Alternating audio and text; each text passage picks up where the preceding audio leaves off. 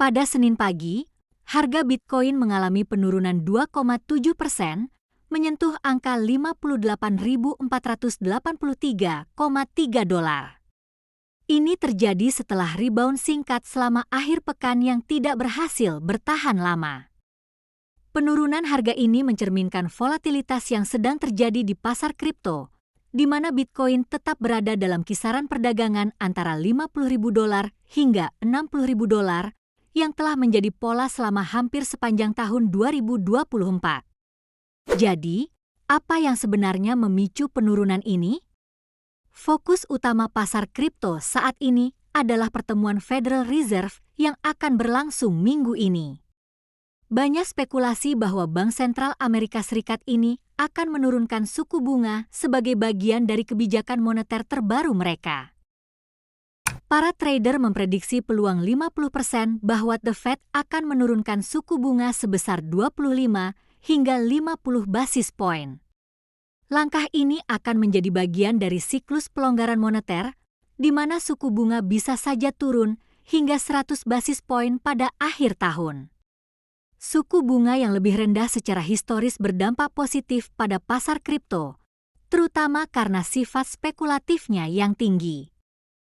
Kita semua masih ingat pasar bullish kripto pada tahun 2021, di mana suku bunga yang rendah menjadi salah satu faktor utama yang mendorong kenaikan besar-besaran harga Bitcoin dan aset kripto lainnya.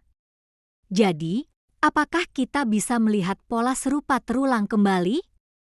Itu masih menjadi pertanyaan yang belum terjawab sepenuhnya. Namun, ada tantangan yang tidak bisa diabaikan.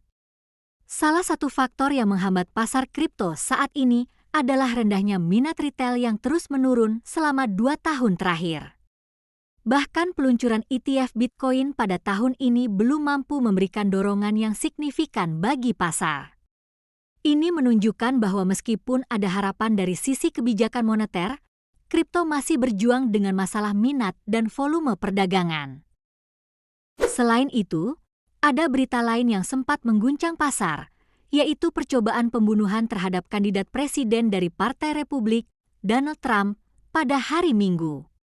Meski serangan itu tidak berhasil dan Trump selamat tanpa cedera, insiden ini menarik perhatian karena Trump dikenal mendukung platform pro-kripto. Jika ia terus maju dalam pemilihan, kebijakannya bisa mempengaruhi pasar lebih lanjut. Trump, yang selama ini menjadi salah satu tokoh politik yang bersuara pro-kripto, mungkin akan memainkan peran yang lebih besar di masa depan jika terpilih kembali. Namun, saat ini, pasar masih dalam posisi menunggu keputusan The Fed dan perkembangan lebih lanjut.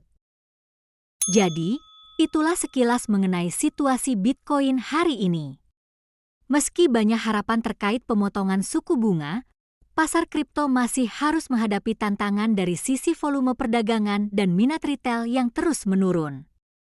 Apakah Bitcoin akan berhasil memanfaatkan peluang dari perubahan kebijakan moneter atau justru akan terjebak dalam kisaran harga yang sama? Kami akan terus memantau perkembangan ini.